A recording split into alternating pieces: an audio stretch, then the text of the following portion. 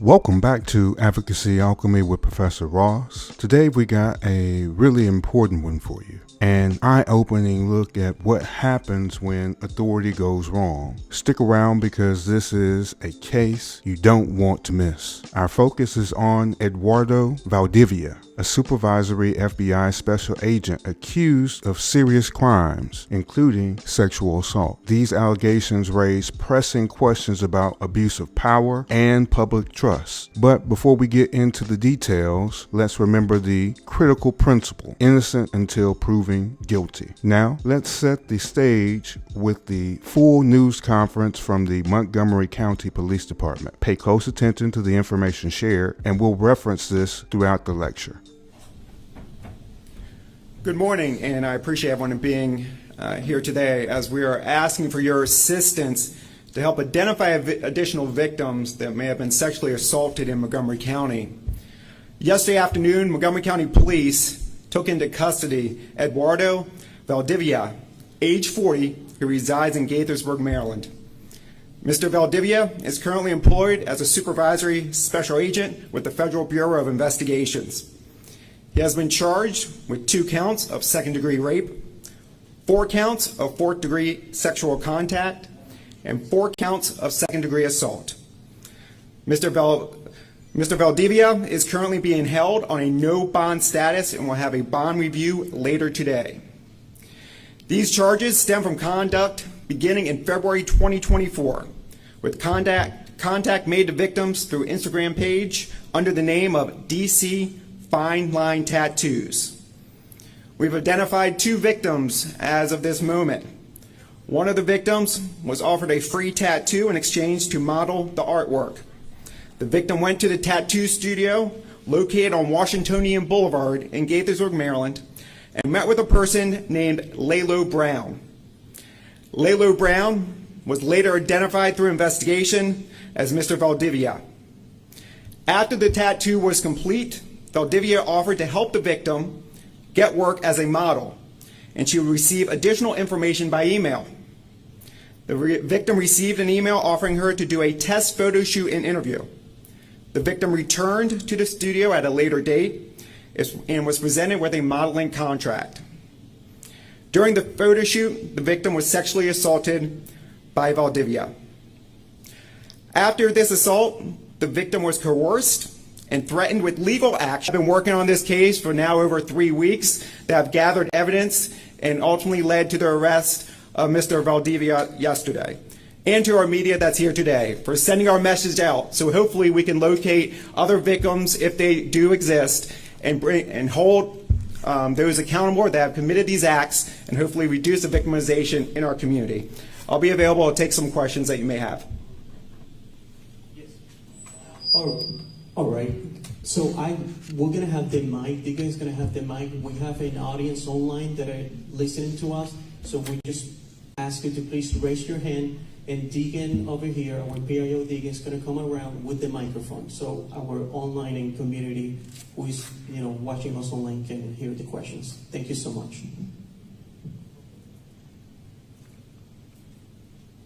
Who has a question? Hi, Paul Wagner with WC4. Online for this court it says for the warrant that I can see online. It says that the incidents happened in early September and mid-September. But you said February. So did the alleged scheme begin in February and the incidents happened in September? And I have a follow-up question. Sure. So we talk about the first victim that came forward. The second victim we have located actually occurred before the first victim's time frame. So the first victim that came forward, her incidents began in August. The second victim that came forward, their initial contact started in February. So she was actually sexually assaulted first before we were notified of the second victim. So you believe that this alleged scheme was going on from February until September? At least since February is the earliest date we have so far. It could have started with other victims before that, but we were notified of this incident in late October, and that's when we began our investigation. And And was the agent the one who actually gave the tattoo, and was he on duty at the time? So he's the one that actually gave the tattoo, but these incidents occurred in the late hours of the day as well as on the weekend. I'm not familiar with his work schedule, but these did happen in the late night and on the weekend hours. Mike Kunzelman from the Associated Press. Do you have any indication whether he operated a legitimate tattoo business or modeling business, or was this somehow a front to access victims in the area? So he did lease space at this at the location on Washingtonian Boulevard. There is no licensing procedure for tattoo artists to have a certain license to do tattooing. So he did have a business that was located in these suites on Washingtonian Boulevard, and for this period of time, we don't know how long the business had been open, but he has been doing tattoos at least since February, we can tell.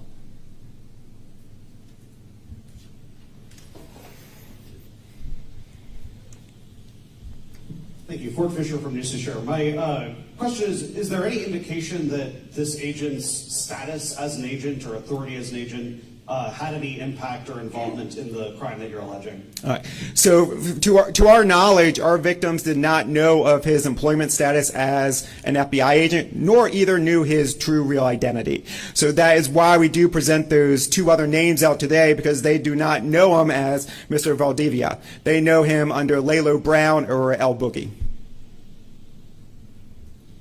Hello, thanks for taking questions. Did the victims know each other at all, or was this all just kind of randomly through social media that they all kind of came in contact with each other? They did not know each other directly. Through getting information and looking at the Instagram pages, they were able to identify each other and had associates in common, and began talking. And that's why we're trying to bring this forward today, is have people talk about this conversation. Those that have went there and even got a tattoo and understand the circumstances, even if they were not sexually assaulted, we want to hear from them, to hear about what happened while they were getting tattooed, if they were offered to do any modeling, so we can understand the situation.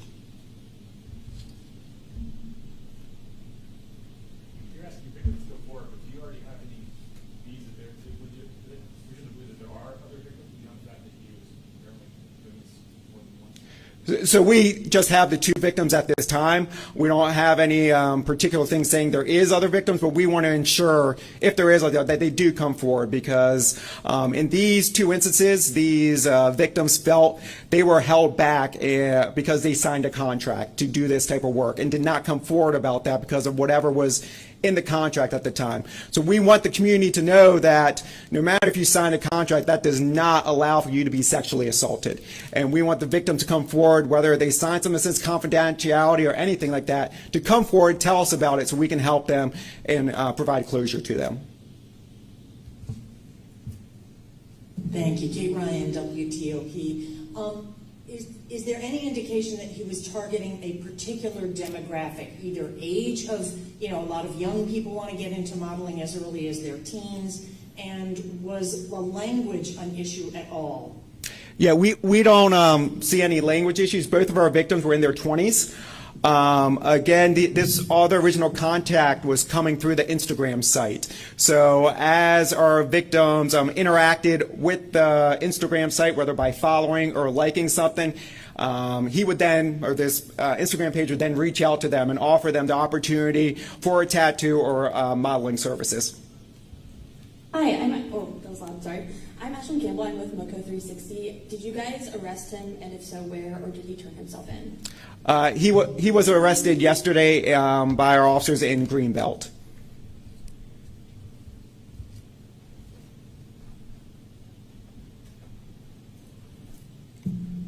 And can you clarify the? You can step back a little bit. Clarify the actual sexual assaults, that one took place in the tattoo parlor and the other one took place in a suite at the hotel. Is that correct? So for one of our victims, it occurred in the tattoo studio, which is pretty close to the courtyard of Marriott, and the second assault took place in the courtyard of Marriott. For our other victim, they were assaulted at the tattoo studio located on Washingtonian Boulevard.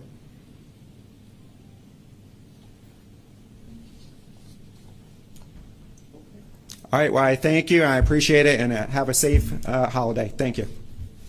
Now that you've seen the press conference, let's delve deeper into the legal framework behind this case. Allegations against Eduardo Valdivia fall under several key statutes in Maryland law, including second-degree RAPE, fourth-degree sexual contact, second-degree assault. These charges bring into play critical evidentiary standards and definitions under Maryland law. All right, let's start off with Maryland law and evidentiary standards. Number 1, second-degree RAPE. This is found under Section 3-304. Definition. This charge involves engaging in vaginal intercourse or a sexual act without consent or under certain prohibited conditions, such as the victim being incapacitated or younger than 14, with the perpetrator being at least 4 years older. Application. In this case, the allegations involve coercion and threats against the victims during and after the assaults. The prosecution will need to prove beyond a reasonable doubt that the acts were non-consensual and fit the statutory criteria. Number 2, fourth-degree sexual contact. This is found under Section 3-308. Definition. This offense includes non-consensual sexual contact or certain sexual acts with minors age 14 or 15, with the perpetrator being at least 4 years older. Application in this case. The alleged incidents involve sexual contact initiated under the guise of professional opportunities, such as modeling and tattoo work. Establishing non-consensual contact will be key to this charge. Number 3, second-degree assault. This is found under Section 3-203. The definition is this covers intentionally causing or attempting to cause offensive physical contact or harm. It is classified as a misdemeanor unless committed against a protected individual, in which case it becomes a felony. Application in this case. Threats and physical coercion used during the alleged incidents could support this charge. Investigators may use victim statements and corroborating evidence to demonstrate the intentional nature of these acts. Evidentiary standards. Let's connect these legal definitions to the evidentiary thresholds required at different stages of the case. Number 1, mere suspicion. This is the lowest level of evidence, often where investigations begin. In this case, mere suspicion likely arose when unusual social media activity on Valdivia's account drew attention, coupled with the initial victim's report. Number 2, reasonable suspicion. Law enforcement must have reasonable grounds to believe that a crime has occurred. The detailed statements from the first victim and corroborating evidence, such as emails and contracts, provided reasonable suspicion for further investigation. Number 3, probable cause. This standard is required for an arrest. Investigators used victim testimony, corroborating digital evidence, and the timeline of events to establish probable cause, leading to Valdivia's arrest. Number 4, preponderance of the evidence. Remember, this is used in civil cases. This standard requires showing that it's more likely than not that the allegations are true, 51% of the evidence. If the victims pursue damages, this evidentiary threshold will apply. Number 5, clear and convincing evidence. For certain hearings, like bond reviews, this standard applies. Valdivia's no bond status suggests the court found clear and convincing evidence that he posed a danger to the community or was a flight risk. Number 6, beyond a reasonable doubt. The highest standard required for criminal conviction. To secure a guilty verdict, the prosecution must prove every element of these charges beyond a reasonable doubt. This legal framework gives us a roadmap to understand the serious nature of these charges and the evidence required to uphold them. Each of these statutes reflects Maryland's commitment to protecting individuals from abuse and ensuring accountability under the law. Now, let's pivot to an important and complex question. Should Valdivia's prior case, the 2020 Metro train shooting, be considered in the current proceedings? In that case, Valdivia claimed self-defense after shooting an unarmed passenger during an off-duty altercation. He was acquitted in 2022, but the incident remains a point of public discussion. While legally unrelated, prior incidents often influence public perception and can come into play during a trial if deemed relevant. So what's your take? Should this past case be admissible, or does it risk prejudicing the current proceeding?